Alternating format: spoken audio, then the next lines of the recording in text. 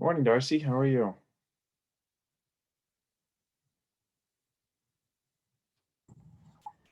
There, that's better. Now can you hear me? Yep. Good morning. Get your presentation all loaded up and set and everything ready to go? I hope so. We'll know here shortly, huh? I sent you guys, or at least I tried to, I'm not sure based on size if you got it, but I tried to send you guys the slides just in case I have any trouble on my end in the last like 15 minutes or so. Did you get that? Let me take a quick look and see what I got. Like I said, we had some email issues yesterday. I don't know if you've heard of that hafnium spyware the Chinese spy agency put into things. Yeah, were you affected? Yeah, we had to redo everything yesterday. Oh, I'm sorry. Yeah, it's just, it's one of those things. Just 30,000 companies had Is their, that all? just 30,000. Yeah. Yeah. I don't see an email from you yet. Okay. You want me to go ahead and try to share my screen just since I don't use Zoom as often? We use a different platform here. So I just wanted to make sure. So let me get back to my first slide here. Hi, Darcy. This is Amerigo. I was just going to recommend that if you want to go ahead and give it a test run. Okay, will do.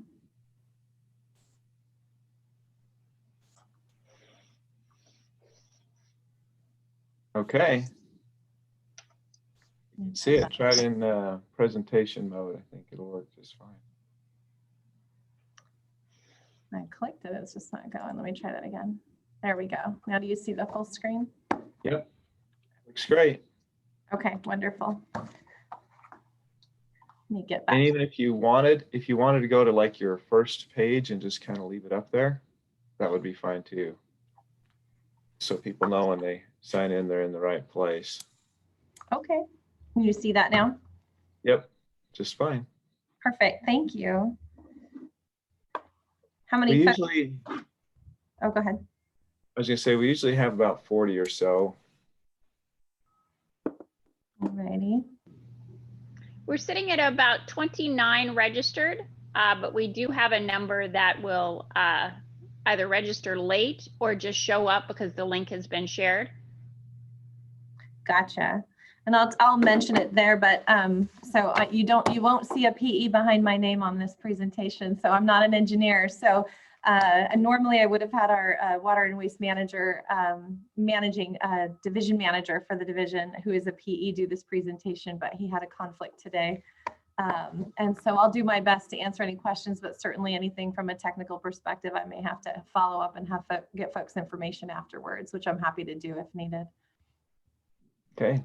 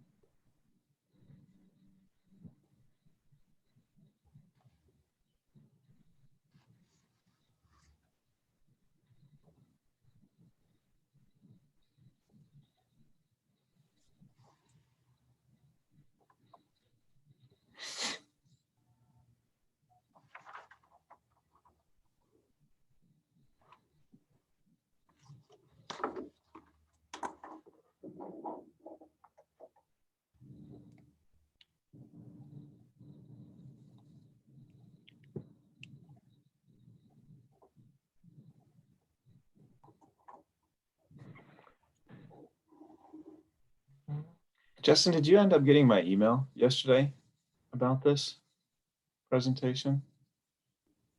Yes, I did, Elijah. Okay. Yeah, I wasn't sure. Like I said, we were having different issues. It looks like my email system in theory is back up and running. I sure hope so for you. That's just such a messy, inconvenient situation. Yeah, it's funny. I just read an article about it a few days ago, and that the intent of it was to not let you know that it was there. The intent of it was to get into all kinds of Microsoft Exchange servers everywhere and allow them to poke around and do whatever they wanted to do and snoop in whatever they wanted to in there, particularly looking at small firms that do government contracts is who they were targeting. Oh my gosh. hoping that they could find some that do government contracts to get into military kinds of things. That's how they broke it in before. Is, you know, the military systems are very rigid, but they'll find some small contractor, not necessarily doing engineering, but doing something like landscape maintenance at an Air Force base, and they'll get into that one. And then they'll start sending emails from that small company to other people at the Air Force that they dig around in their email things and find their names. And then once they get that person to open an email from a legitimate company that they've done work with, then they get into the Air Force's system, for example. Crazy. So that was the intent behind it. And they don't really know how extensive this is. And you'll never see it on your system unless you actually open up certain things, which our IT guy did, and you have to go into the base code and see if a certain 8 series of characters is there in a row in certain places. And if it's there, then you've got it. So your Otherwise, IT you never guy know. found this? I'm sorry, How did you find this? when? Or how? That your IT person found it, or?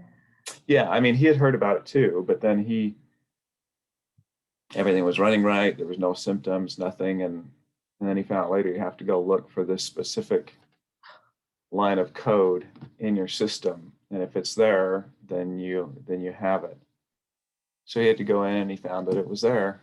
Otherwise, you'd never know that it was running in the background. And it was designed that way. Jeez. Well, that guy deserves a raise. It really does pretty well. Is it pretty Yeah, easy to resolve once you know it's there? In a sense, you have to go back and basically blow out all of your emails from the date that you were infected through the current. Wow. You have to, any calendar events, any emails, any reminders, you have to just go back, reset your whole system, and hopefully you've been doing backups, which is what we do. So we had to go back to Thursday, and everyone was told to just pull their emails off, save them to a separate place if they've been in there since then. And then you have to reset your whole system back to before it was infected. So we have to make sure that we didn't lose any calendar appointments or emails or anything like that since Thursday. And then you have to put them all back in after the fact. Oh my gosh. Wow. If you haven't been backing up your email server, then I don't know what you do. You have a bigger problem, I guess. That's definitely a bigger problem. Holy cow. Well, I'm glad everything turned out okay. So far, today's the first day without it, so we'll just have to see where things go. But anyway, it's the fun things you get to deal with sometimes. Never a dull moment. Good morning, you guys. I just wanted to check in with Darcy and make sure she's all good to go. Hang on. Yes. Hey, Jennifer. All right, Thank you, Jennifer. They got me all fixed up here. great, good. They take good care of us. Hope so. Yep. Anything you need from me, Eliza or Justin? I No? think I'm good. Okay. Yeah. Great.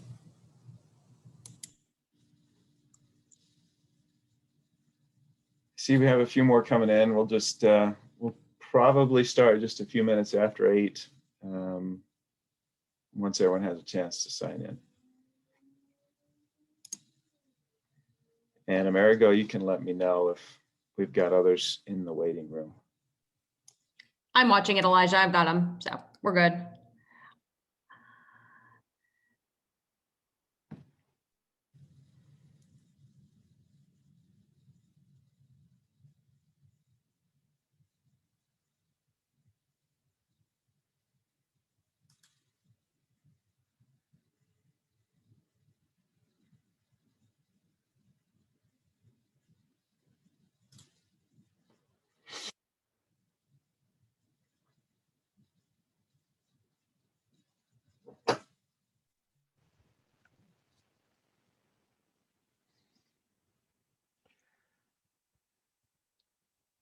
Good morning, everyone. How's everybody doing? Morning, Hi, Elijah. Scott. Hi. Hello, Scott.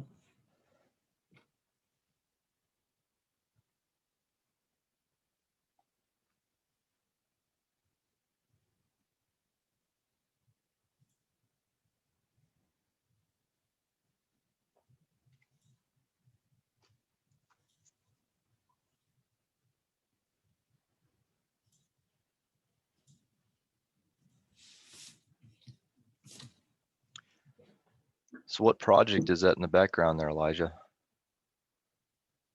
I'm assuming you're not out at Oh, the job that site. is, that is, I believe, that is the over excavation that we had to do on the abutments to that 347 bridge overpass over the Okay. railroad tracks. There's a lot of Okay. unsuitable surface there. Yeah, so that turned out really nice. Me and my buddies go down there at least once a month to go do, they got really good disc golf courses down there just south of that bridge. And so, Oh, it's really really? nice. Yeah, My sons are big into disc golf these days. They've got all the wow. different ones, and so they keep Yeah, buying more discs. yeah, I have got way not too many. used It's fun. That's Yeah, they got nice. it. Yeah. They have a 27-hole course down there, and then also an 18-hole course that's just phenomenal. It's just immaculate. It's really fun to play down there. So just take them Cool. down there, throw some plastic around with them.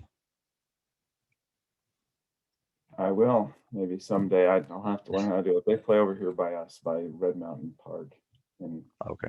so, but in other places.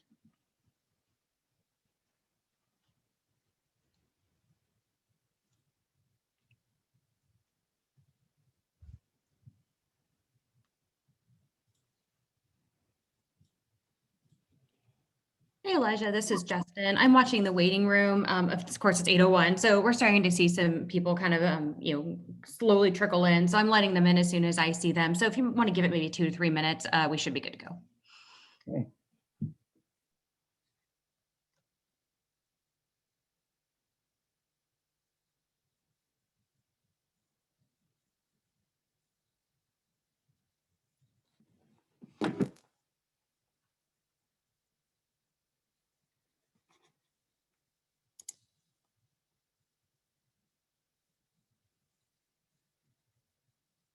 Kevin, I see you kept your promise and you're not in a car today. Good job. Did that just for you, Elijah.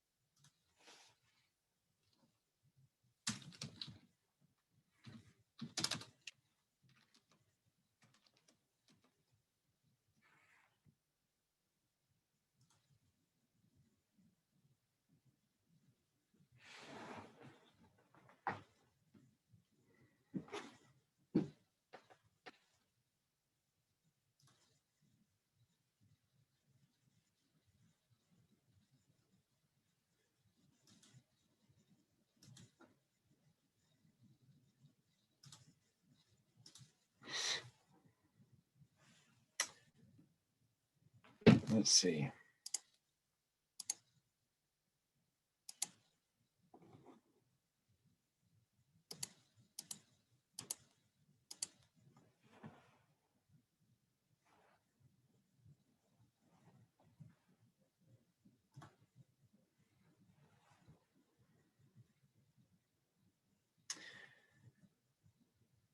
All right, well, we're a few minutes after 8. So I think, unless we've got a whole bunch of folks waiting in the waiting room, Marigold, we'll probably just go ahead and get started. We let them in as we see them. So there's no one in the waiting room right now. So we can go ahead and start if you would like. All right, we'll do that. Well, welcome everybody to the Maricopa County Liaison this morning. Glad you could be here with us today. Looks like we've got a pretty good group, and we're glad to have you. My name's Elijah Williams, for those who don't know me, with EPS Group, and I get to host these events each month. Why don't we start? If you want to introduce yourself, you can go ahead and turn on your camera and just wave hello to everybody that's there. There we go. Scott and Jennifer and Paul, Lauren, Ryan, Todd, there's Brett, Bruce, Nathan. Thank you guys for being here this morning. We appreciate it. Mike. Today we're excited to have with us Darcy Cover. She's the director of the Environmental Services Department at Maricopa County. Most of us just say MCESD for short, but we're glad to have her here today. Darcy is an NAU grad. She graduated in '98 with a Bachelor's of Science in Environmental Science degree. She made special note to tell me beforehand that she's not a PE. So if you get too technical, you know, she'll have to defer you to somebody else within the department. But she did graduate from NAU. She started at Maricopa County as an environmental health specialist. And Darcy, if I get any of this wrong along the way, you can feel free to correct me. And then ended up going to the city of Phoenix, where she was in various positions for about 12 years before coming back to Maricopa County about, just this summer will be 3 years into the position of director of the Environmental Services Department. And so with that, I'll go ahead and turn it over to Darcy. Thank you for the nice introduction and the plug for NAU, as always. Nice to be here with you guys today. Thanks for allowing me to present. And so I always like to start with our mission and our vision in environmental services. Sometimes our department title doesn't always match what folks actually think we do. And so in Maricopa County, we're unique in that we have a separate public health department and also an environmental services department. So what we do in environmental services is provide safe food, water, waste disposal, and vector-borne disease reduction so that we can prevent foodborne illness and also vector-borne diseases in Maricopa County. And so we work closely with our partners in public health, especially in some of our food protection programs and other areas. And then certainly this last year during COVID-19, we've had a good partnership with our public health department here at Maricopa County. And so this is just a snapshot of our leadership team. As you can see, we have, and it's really tiny print, I apologize, so I'll just talk through it real quickly, but we have a lot of diverse programs in environmental services. As I kind of mentioned, what we're most known for is our restaurant inspections. And so we do tens of thousands of inspections every year of food establishments in Maricopa County, anything from your local convenience store to your school cafeteria to your regular restaurants that you kind of think of when you think of health inspectors. And so for a long time, that was the bread and butter of the department and kind of what was at the forefront. But as development is booming, our water and waste division has definitely started to see a major increase in volume. And that's actually where I'm going to concentrate today, is on our engineering group and our water and waste division. Right there in the center is Eric Matson. He's the PE that oversees our water and waste division. He's been with us. He actually came on board just shortly after I did. And so he's just, I think, approaching the 2-year mark with our department. He came to us from Indian Health Services, where he oversaw some environmental health programs and engineering there. And so in our water and waste division, there's several programs. We have our on-site wastewater program. That program is delegated to us through DEQ delegation, and it provides, we do systems that are up to 24,000 gallons per day in capacity. And through this authority from DEQ, we issue permits and conduct plan review, site investigations, construction inspections, and also do soil evaluations for those systems upon request. And we also house our drinking water program, which is responsible for regulating public water systems that operate within Maricopa County to ensure that those systems meet or exceed requirements for the Safe Drinking Water Act.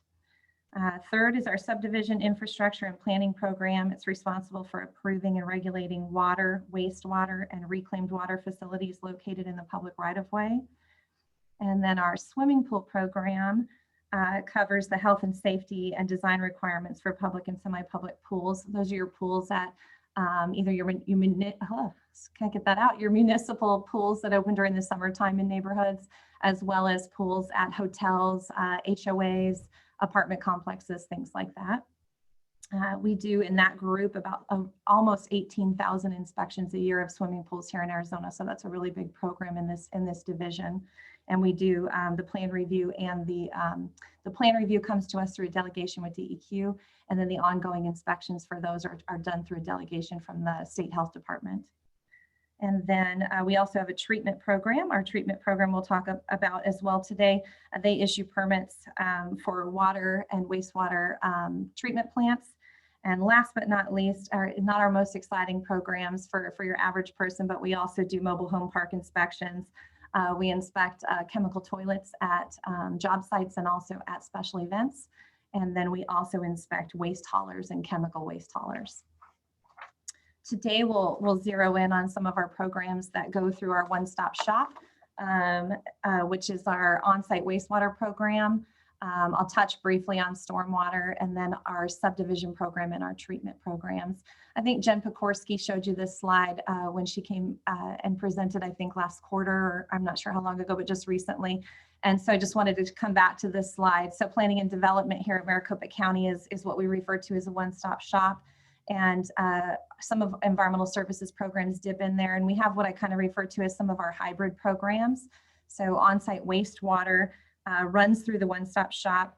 And so P&D does the application submittal, and they basically do the front end review of that application for septic systems. And then they determine whether or not the system requires, if it requires a modification or a new permit, then they'll route it over to environmental services for the permitting end. And then it comes back through P&D for the one-stop shop for the building permit.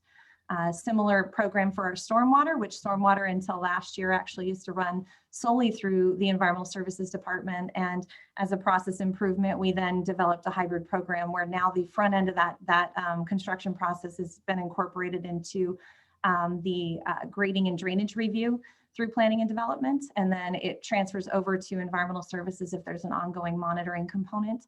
And we also do respond to complaints for construction that doesn't have a stormwater permit, or if there's a problem with how it's set up. And then, as I mentioned, we also do our subdivision program for water and sewer lines for subdivisions, and our wastewater treatment programs, which I'll get into a little bit more here in a minute. I also wanted to mention, I guess on this slide, that even though we are part of the one-stop shop, the difference kind of between environmental services, or one of the differences, is that planning and development focuses on development that's in an unincorporated county, whereas environmental services authority is across the board. So it's not just an unincorporated county, it incorporates everything under all of your municipalities as well. So we take permits for all of these things through the one-stop shop. The ones that planning and development has a piece in for unincorporated, then they process those. Everything else just gets pushed over to environmental services, and we handle those within the different cities and towns. And so for a little bit more information about our on-site wastewater program, most people know that as septic systems. And so your conventional systems are about 95% of the permits that we issue, and those are your standard septic tank and a disposal field. In Maricopa County, you can, there is approval depending on where you're located and the conditions. You can seek approval for disposal, a traditional disposal field, which is like your rock and pipe. And then we also do allow seepage pits here in Maricopa County. So not all counties in Arizona allow for seepage pits, but we still do have that ability here in Maricopa County. And then about 5% of the systems that we approve are an alternative system, which may be your difficult soils where you're heavy in rock or other limiting conditions and limiting layers in the soil that would then lead you to need an alternative system. And we do both of those approvals through delegation with DEQ.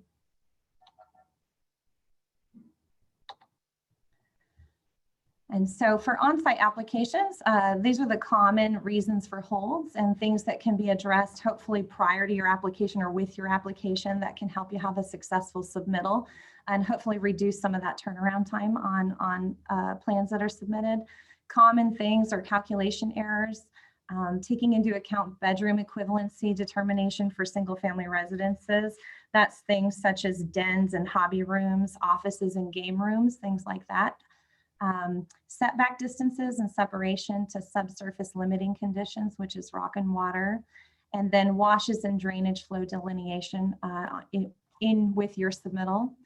One of the common things we sometimes see is utilization of non-prescribed soil testing methodologies. So the Arizona Administrative Code prescribes what the options are for soil testing. One of those is the ASTM method. And so just ensuring that you're using a soil testing methodology that is in compliance with the AAC helps at the beginning of a project.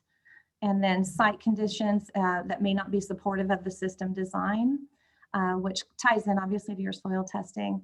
And then incomplete submittals. So I'll talk about that a little bit at the end for all of our plan review types, but certainly making sure that you use checklists and other design guidelines that we have available online is helpful for a successful submittal. And then conflicting information. So sometimes plans will get submitted to the building department, planning and development, or another municipal building department. And if those plans don't match the sheets that come in for the on-site system, setbacks are different, or there's different elements that are on one set of plans and not on the other, that can be a holdup for an on-site application. And this photo is just a picture of a conventional system of the tank, and then it has risers to bring the access up to within 6 inches of grade. And then in the background there, you can see trenches in the back, which are for the wastewater disposal, just a picture of a real traditional system there. This slide just shows some of our trends, which I'm sure is no surprise to you guys, since I'm sure you're feeling all of these trends that I'll talk about today, which is that COVID has had little to no effect on our development related permits. And so that's good news because we've seen the alternative of that here in Maricopa County years ago, but it's nice to see that it's a strong development trend despite a lot of the challenges we've had this year. So on site, we see kind of 3 steps in the process, which is your application comes in, that's your blue line there, and those have remained strong. Applications will often come in a year, sometimes 2 years ahead of the actual construction. So that's why that number is a really strong, promising number that we're seeing an uptick in applications continuing. And then you get your construction authorization, which allows you to start work. And then finally, that gray line is your discharge authorization, which is the end after you've completed and passed all inspections and you have the authority to discharge into that system. But all of those things have had steady growth. And I'd hazard to say that those numbers, if we looked even at just, I didn't do 2021 projections since we're only a couple months in, but if we did do a projection on those, I think it will end the year even higher than we did in 2020. I thought it was interesting just to include a heat map here of our on-site wastewater trends.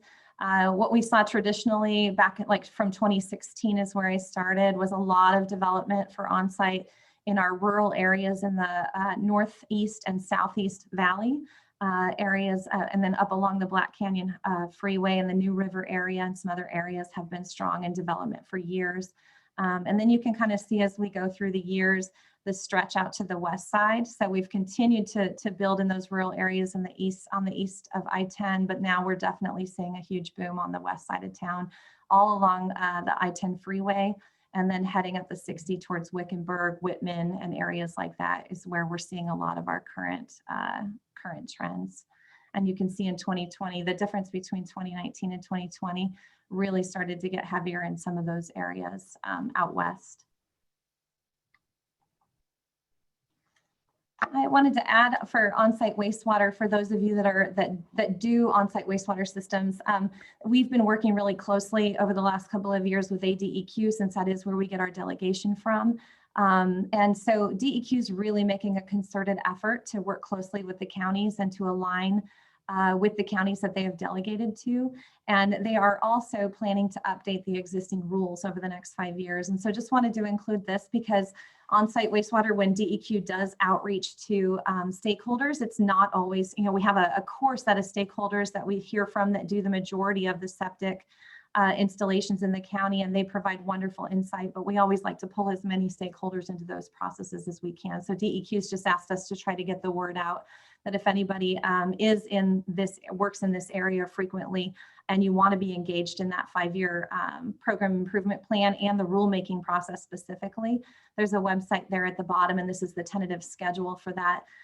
In the next few weeks, they're supposed to be forming that task 3, which is the technical work groups. And so they will have industry representation on those work groups. And so if anybody has an interest, it'd be a good time to visit their website. You can sign up for all DEQ programs, not just on-site wastewater. You can sign up to get stakeholder notifications for any of the areas that they work in. And I'd recommend that you do that because they're also doing rule review on the subdivision rules, I believe, right now, and also some of the treatment rules coming up.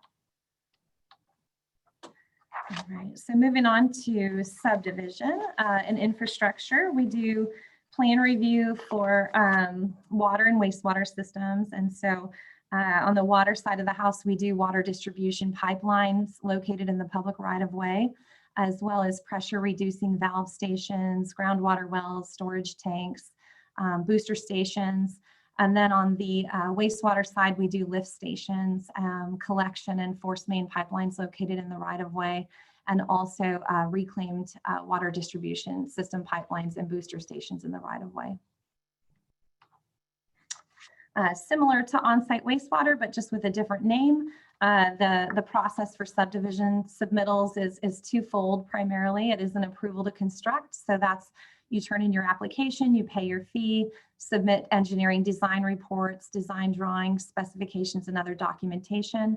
And then you get your approval to construct. And then once you've completed your construction and submitted any required construction testing reports, residual disinfection residual reports, application that includes your engineer certificate of completion per component, as well as your as-builts, then you get your final approval to operate the system, which is your approval of construction. And so we refer to those as ATC and AOC. And on the chart there, you can see that those are a similar trend, not quite as strong of a climb as our on-site wastewater system or permits are seeing, but certainly a steady increase. And in 2021 is looking to be even busier than 2020 was at this point. So a lot of ATCs, which is your blue lines there, coming in, and then ultimately final approval of those systems is the orange line for the AOCs.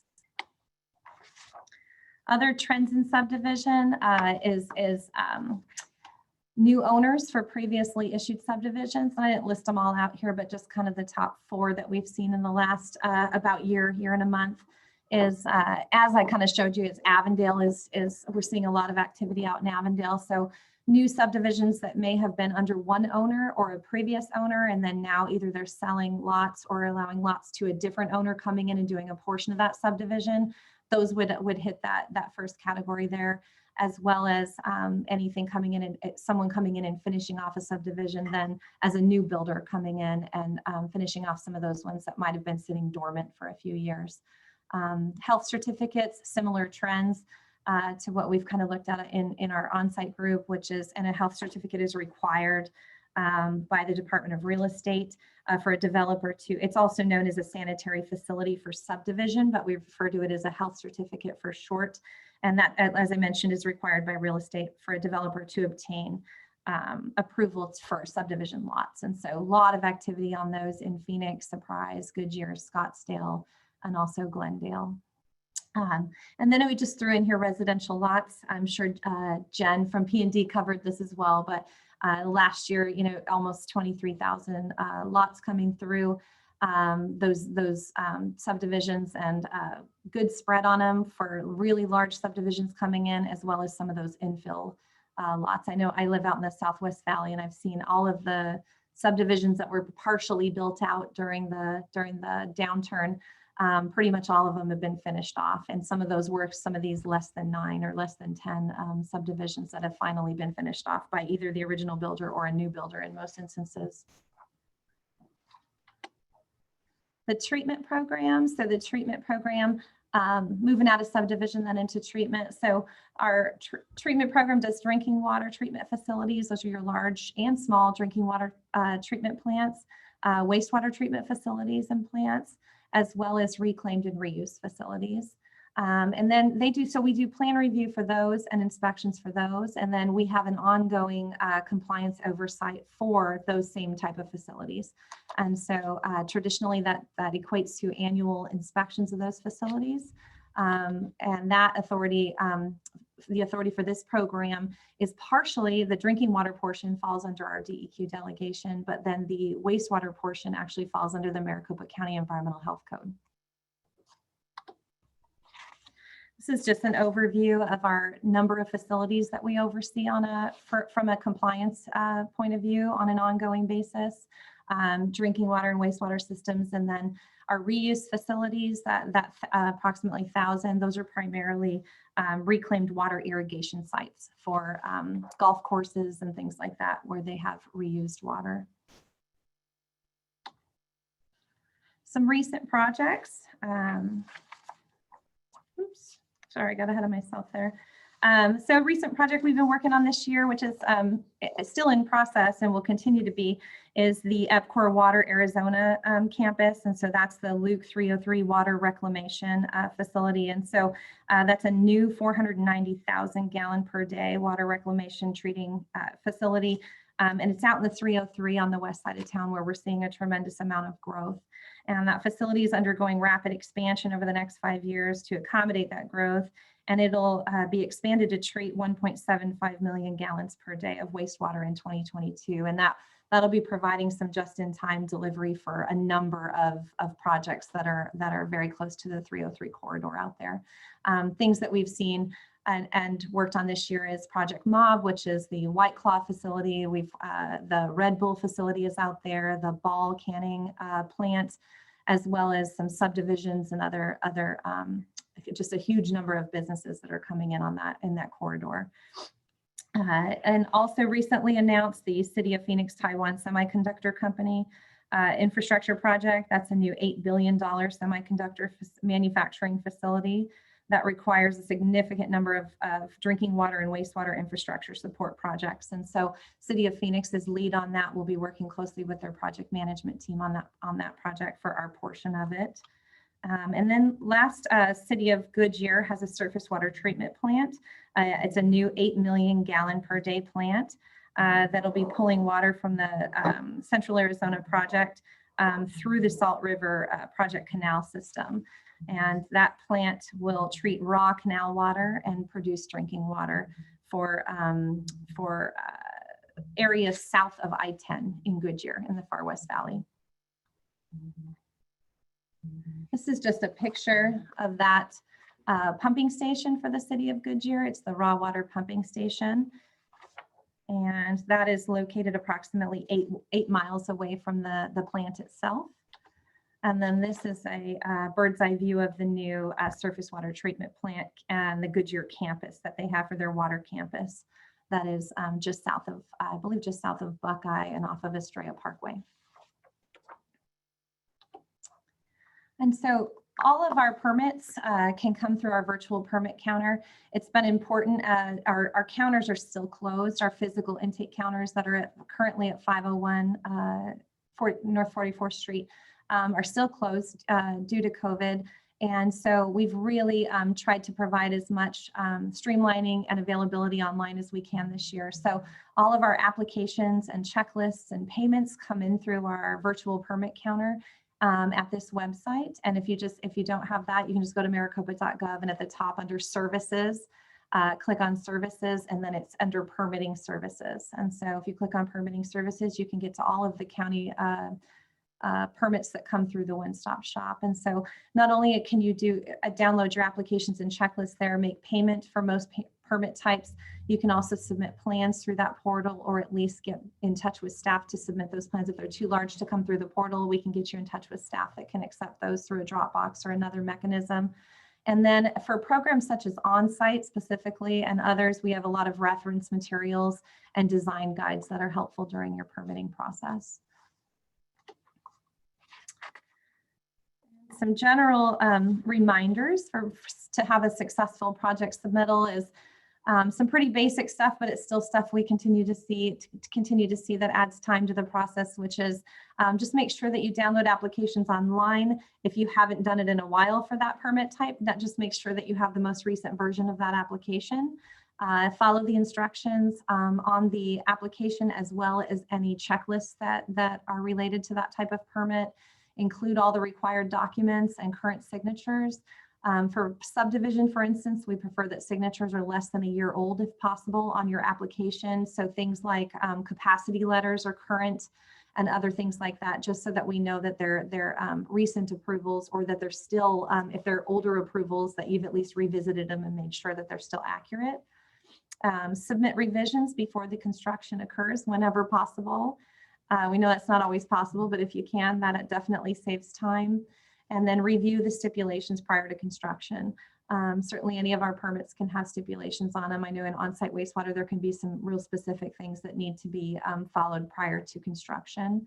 And then schedule a pre-submittal meeting for complex projects. This is really important and helpful for large facilities. It doesn't have to be large though, because it can also be complex on a smaller site. But certainly if you have a treatment plant or any of those large water and wastewater facilities, or a complex on-site wastewater site with soils that maybe, or limiting layers that aren't ideal, then please don't hesitate to reach out to us ahead of time and schedule a meeting, either virtually or over the phone, whatever's required. And we can help walk you through whatever you need for your submittal. And then certainly follow your checklists and your guidelines that are provided, and ask questions. Don't be afraid to reach out and talk to program staff. So for turnaround times for on-site wastewater, for years our standard turnaround in business days has been 10 days, and then an expedite, which is twice the fee, then is supposed to cut your time in half down to 5. Same for subdivision. Our goal for quite some time has been 20 days on those applications, with an expedite at 10. And treatment primarily depends on the scope. Treatment has such a wide array that sometimes, we work on plans for treatment plants sometimes over the course of a year to 2 years. And so it depends on the component that you're working on for treatment. In on-site wastewater for the last couple of years, we've been on goal for over 90% of the time. And same for subdivision. But recently, with the boom that we've been seeing and also some turnover in staff, we are running close to, in most of our submittals this month, we're running almost double on those turnaround times, which is not where we like to be, because we know that it's important. So we have a lot of resources being put right now into getting those turnaround times back down under goal, ideally in the next few months. As I mentioned, as Jen mentioned, I think when she came and spoke with you, our one-stop shop that's on 44th Street right now will be closing permanently, and P&D will be moving out of that space on the 25th of this month. And then that's on a Thursday, I believe. And then on Monday morning, they will be relocating over the weekend to 301 West Jefferson, which is our main county administration building, is being remodeled. We'll be on the first floor of that building. Will be the new intake counter. But as of today, which certainly is subject to change at any time with COVID numbers coming down, fortunately, we hope eventually to be able to reopen. But for now, we are planning on reopening still with an emphasis on submitting virtually. But we will have a physical drop box for payments and plans at the new location at 301 West Jefferson starting on March 29th. I have here my contact information, as well as Eric Matson, who I mentioned is our division manager for all the programs I talked about today. And so he is our oversees our engineering programs. Feel free to contact either one of us anytime. And we're happy, if we don't know the answer, to get you to the right staff member for sure. Eric's gotten up to speed really quickly with our programs and is doing a really nice job building our team. And so I mentioned that because we are still building our engineering team, and we are always looking for good staff. So if you or anybody you know is interested, we are currently recruiting for a water and wastewater engineering program manager. That would oversee our subdivision program, which is something that we talked about is really booming right now. And so it's a really critical position for us. And then soon we will also have a senior civil engineer position opening. And so I just provided the website there. Please feel free to refer anybody over to us. And also, maybe not for this group, since I think you're all engineers, but we're also almost always hiring environmental health specialists, which work on both sides of the house. They do our food inspections, as well as our drinking water inspections, and our on-site wastewater plan review and inspections is done by environmental health specialists as well. So it requires a science background as opposed to an engineering background. So most folks have a bachelor's degree with at least 30 semester hours of sciences in order to become environmental health specialists. So it's kind of an exciting career choice. Also, there's a lot of options for field sanitarians and EHSs. And I think that's it for me today. So with that, I'd be happy to answer any questions. Thank you, Darcy. We appreciate that. Do we have any questions from anybody?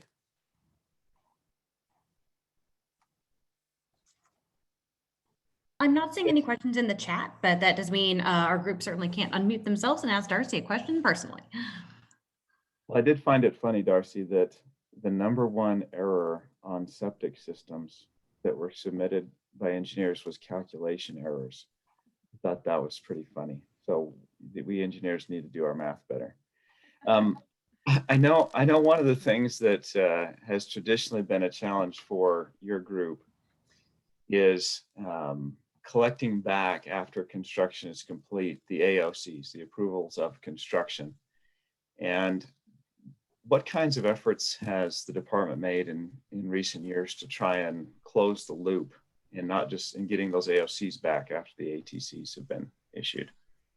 It's something that Eric continues to work on. So I'd love to say that we've completely closed that loop, but we haven't. And I think part of that's just been a staffing issue, as well as part of it is the operating or the database system that we use in terms of being able to pull accurate reporting out of that and to follow up on those on a regular basis. And so those are all things that we continue to work on. So providing additional staff to do that second half and make sure that we're doubling back, and then getting the proper reporting in place so that we can run reports for those that are kind of sitting out there and haven't been. The other thing is that we haven't traditionally done in the last several years, we don't do inspections for the AOC. And I think that's something that Eric and I would both like to look forward to, is doing that field check for that last half in the future. We just haven't had the resources to do it previously. And so it's on our list of things that we're definitely looking into in the next year to see if that's a service that we would be able to provide. And be able to recover the cost on, so that we can do it and then staff it up appropriately so that we can actually get eyes on it, instead of just getting that the stamped plans back saying that it's been constructed. It would actually be nice to be able to get eyes on it and do a physical inspection. Okay. And so you mentioned trying to get costs covered for that. I'm assuming that would be an adjustment in the permit fees for the ATC. I think we have. I think it would be. It would probably result in just an inspection fee, which I think we already have in our fee structure. It's just that we don't have the staff to do that piece of it right now, and so it would just be probably more adding additional inspection staff versus a new fee itself. I know you mentioned that with your subdivision reviews and things, they've gone from your goal of 20 days to, I think you said, almost double. And we understand there's a lot of that subdivision activity going on right now. Some of it you said was related to staff changes or maybe staff losses. Where do you go? How do you go about finding qualified people to get back in those positions to replace the staff you've lost? Is it something just internal to Maricopa County in the hiring practices, or you have special efforts to try and find the right qualified people for that? We've done all of that. So we've cast a pretty wide net, and I'm certainly open to any other places that we can plug in, because civil engineers are hard to find right now. And so it's definitely hasn't been as easy as I would have liked to attract the staff that we need, especially in management positions for our engineering positions. And so, you know, we started out with traditional recruitments, but we advertise on LinkedIn. We do posts through other social media, traditional recruitments through maricopa.gov and government job websites. And then we've also done some paid recruitments through engineering associations and other type websites where we hopefully can capture those engineering candidates, not just in Arizona, but across the country, for folks that might be willing to relocate here as well. So certainly we love to see folks move up in our own organization. But to be honest, we're short in environmental services specifically on that 5 to 10 year qualified, set of qualifications. So I have engineering associates that are coming in that are still studying for their PE exam and getting that 5 years of experience. But I don't have that chunk in the middle right now, or a lot of it with that 5 to 10 years of experience for folks that I can move quickly into management positions. And so that's primarily what we've been looking for, both inside and outside the organization. Okay, thank you. Are there any other questions from the attendees here today?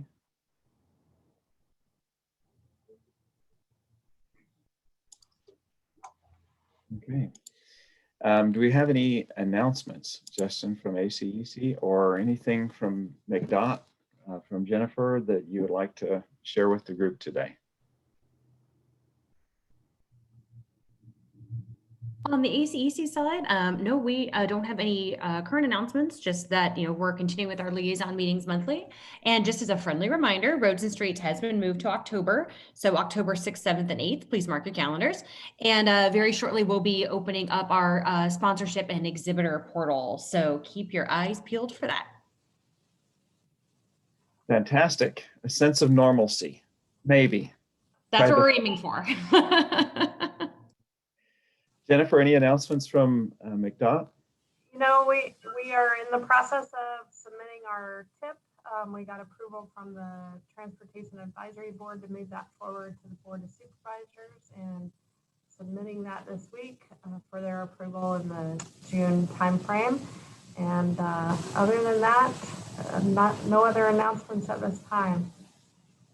I know that there was concerns about the budget with the TIP before, with the now proliferation of the vaccine getting out there quite a bit. Has there been some sense that maybe your budget numbers will bounce back a bit in future years? Has that already been baked into the TIP? Well, so yeah, what's difficult about our budget process, as I've explained, is that it's a point in time, and we start our budget process in the October timeframe. So what we are seeing in terms of the HERF revenues don't really necessarily match what that point in time was in October. As I mentioned, we took about $30 million out of the 5-year TIP for fiscal year 22 through 26. So I anticipate that we'll be bringing some of those projects back. It's that yo-yo type of situation that we've experienced previously. So I'm going to cross my fingers and hope that that's the case. That's what the trends are telling us, and we'll make those adjustments next fiscal year when we move forward. Fantastic, thank you. Well, thank you everybody for being here today. Thank you, Darcy, again for presenting. And for those who are on spring break, enjoy spring break. And for those who are not,